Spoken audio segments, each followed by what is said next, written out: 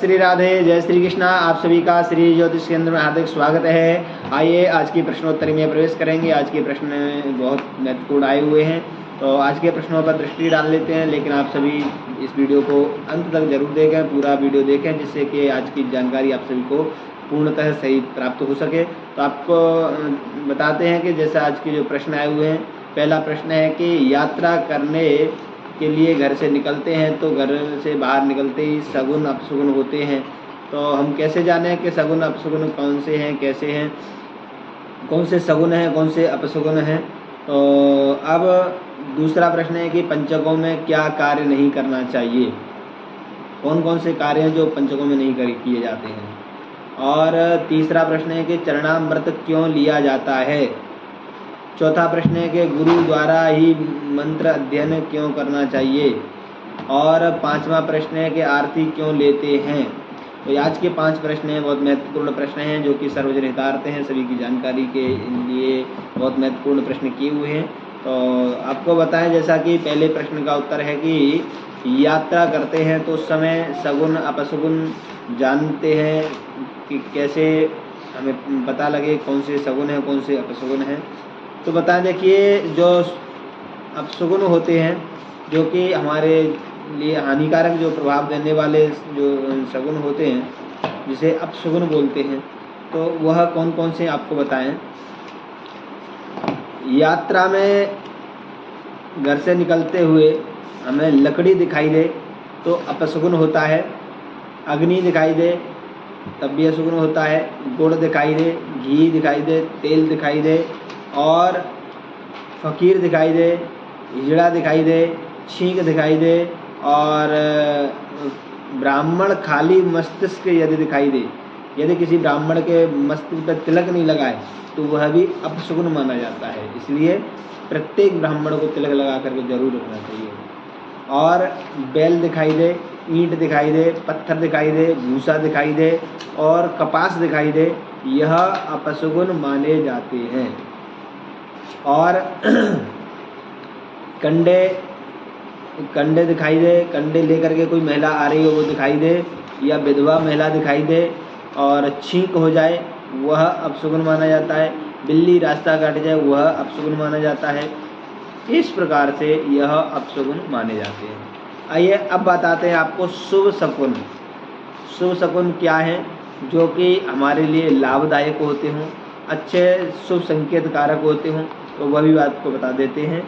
वेद पढ़ते हुए ब्राह्मण यदि दिखाई दे, और गाना गाती या नाचती वैश्या दिखाई दे, वेद मंत्रोच्चारण की ध्वनि सुनाई दे, वह भी महत्वपूर्ण मानी गई है। और गौ माता दिखाई दे, और गौ माता यदि अपने बछड़े को दूध पिलाती हुई दिखाई दे, और वो भी सीधे हाथ की तरफ गौ माता निकलती दिखाई दे, तो बहुत ही महत्वपूर्ण माना जाता है। और हाथी दिखाई दे, मृग के झुंड दिखाई दे, मृग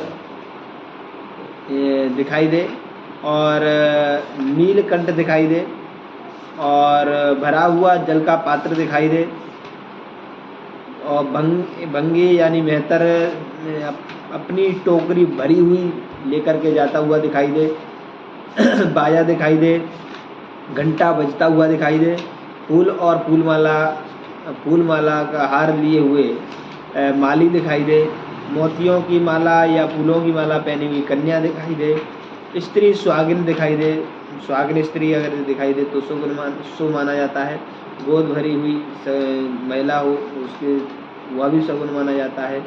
इस प्रकार से भरे हुए बर्तन भी दिखाई दे तो वह भी सगुन माना जाता है। और इस प्रकार ये शुभ शकुन माने गए हैं और अपशगुन भी बताए हैं। तो दोनों ही संकेत कारक हैं, जो कि मृग के झुंड और नीलकंठ ये सुदामा जी के हुए थे। जबकि सुदामा जी द्वारिका के लिए गए दर्शन करने कन्हैया के, तब वो कन्हैया से मिलने द्वारका में गए सुदामा जी, उस समय यह शगुन हुआ था। आगे चले गए विप्र सुदामा, शकुन भयो सुंदर अभिरामा, मृग के झुंड दाहिने आए, नीलकंठ के दर्शन पाए, यह सुदामा जी को शकुन हुआ। इस प्रकार से शुभ और अशुभ शकुनों की भी विशेष संकेत कारक होते हैं और उसका परिणाम प्राप्त होता है।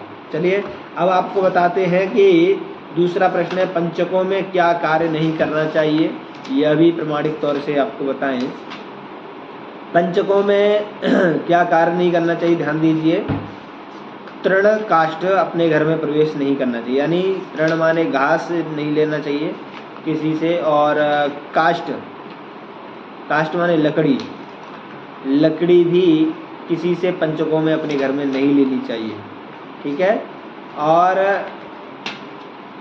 पंचकों में कंडे भी नहीं लेना चाहिए और न पंचकों में कंडे रखना चाहिए। जैसे बिटोरा रखते हैं, जो कंडे उपले एक जगह इकट्ठे करके रखते हैं, तो उपले नहीं लेनी चाहिए घर में, और उपले एकत्रित करके नहीं रखना चाहिए, ठीक है। अब बताएं, दक्षिण दिशा में यात्रा नहीं करनी चाहिए, और घर में छाव नहीं करना चाहिए। जैसे कि कई झोंपड़ी बना लेते हैं, टीन डालते हैं, त्रिपाल तानते हैं, यानी छाव करते हैं, तो वह नहीं करना चाहिए। और नई छत नहीं डालनी चाहिए, जो छत डालते हैं वो छत नहीं डालना चाहिए, नई हो या पुरानी हो, छत नहीं डालना चाहिए। यह पंचकों में कार्य वर्जित माने गए हैं। इसके अलावा इसमें उल्लेख नहीं है, जो उल्लेख है वो आपको बता दिया है। अब पंचक कैसे प्राप्त करें, कैसे समझें, तो देखिए धनिष्ठा नक्षत्र से 5 नक्षत्र पंचकों के होते हैं। धनिष्ठा, शतभिषा, पूर्वा भाद्रपद, उत्तरा भाद्रपद, रेवती, यह 5 नक्षत्र पंचकों के होते हैं। इन नक्षत्रों में ये कार्य वर्जित होते हैं, ठीक है। अब तीसरा प्रश्न है कि चरणामृत क्यों लिया जाता है। देखिए चरणामृत का विशेष महत्व माना गया है, जो कि चरणामृत, चरणामृत का आप अर्थ ही लगाएंगे तभी आपको महत्व पता चल जाएगा। जो कि चरणों का अमृत, जो अमृत होता है उससे भी महत्वपूर्ण चरणामृत होता है, जो कि चरणों का अमृत होता है। क्यों? क्योंकि देखिए भगवान के चरणों से जो निकली हुई वस्तु कितनी महत्वपूर्ण होती है, इस चीज़ को आप जानते हैं? नहीं जानते तो आपको बताएं। जैसे कि वामन भगवान ने जब चरणों से अपनी गंगा को प्रकट किया, ब्रह्मा जी के कमंडलू में वह जल होने से गंगा प्रकट हो गई, तो भगवान के चरणों से गंगा मैया प्रकट हो गई। भगवान के चरणों से जो गौतम नारी अहिल्या को जो है उद्धार हो गया। ऐसे भगवान के चरणों का जो तेज है वह उस जल में आ जाता है, जो जल चरणों पर चढ़ा करके उनके चरण प्रक्षालन करते हैं, या उनके शरीर पर स्नान करा करके वो जो जल आता है, वो स्नान कराने का जल अमृत तत्व हो जाता है। वह अमृत तत्व प्राप्त चरणामृत में मिश्रित होकर के हमें प्राप्त होता है, इसलिए उसका नाम चरणामृत रखा है, इसलिए इतना महत्वपूर्ण है। और देखिए चरणामृत का जो महत्व आपको और बताएं। अकाल मृत्यु हरणम सर्वव्याधि विनाशनम विष्णुर्पादोदकम पित्वा पुनर्जन्मन विद्यते, अर्थात जो भगवान का नित्य प्रति चरणामृत पान करता है तो क्या होता है, अकाल मृत्यु हरणम, अकाल मृत्यु जैसे जो संकट पीड़ा होती है वह दूर हो जाती है। काल मृत्यु हरणम सर्व व्याधि विनाशनम, सभी बाधाएं दूर हो जाती है। जो चरणामृत पान करते हैं या चरणामृत अपने घर में भी छिड़काव करते हैं, उससे हमें बड़ी से बड़ी पीड़ा, बड़े से बड़े संकट दूर हो जाते हैं। काल मृत्यु हरणम सर्व व्याधि विनाशनम, सभी व्याधाएं दूर हो जाती है। और विष्णुर्पादोदकम पित्वा पुनर्जन्मन विद्यते, जो भगवान विष्णु के चरणों का अमृत चरणामृत पान करते हैं उसको पुनर्जन्मन विद्यते, अर्थात बार बार मृत्यु और जन्म के चक्कर से छुटकारा प्राप्त हो जाता है। पुनरपि वर्णनम पुनरपि जननी जठरे शयनम, बार बार के आवागमन के चक्कर से छुटकारा प्राप्त होकर के भगवत चरणारविंद में स्थान प्राप्त होता है। इसलिए भगवान के चरणामृत को नित्य प्रति पान करना चाहिए और घर में भी छिड़काव करते रहना चाहिए, जिससे कि हमारे घर में नकारात्मक ऊर्जा का प्रभाव न हो, भगवत कृपा हमारे ऊपर सदैव बनी रहे। बहुत सुंदर प्रश्न किया हुआ है। और अब चौथा प्रश्न है कि गुरु द्वारा ही मंत्र क्यों अध्ययन करना चाहिए। देखिए, बिना गुरुमुख मंत्र वर्जित माना गया है, ऐसा क्यों? यह बहुत महत्वपूर्ण प्रश्न है, तो बताएं। देखिए, बिना गुरुमुख कोई मंत्र अध्ययन करते हैं तो यह वेद परंपरा के अनुसार वैदिक अपमान होता है और इसमें काफ़ी गलत हो जाता है। जो कि हम मंत्रोच्चारण करते हैं तो बिना गुरु मुख के वह मंत्र के का प्रभाव नहीं रहता है, उस मंत्र का जो हमें कोई भी तेज प्राप्त नहीं होता है। हम अध्ययन करें तो उसमें पहली बात त्रुटि हो सकती है।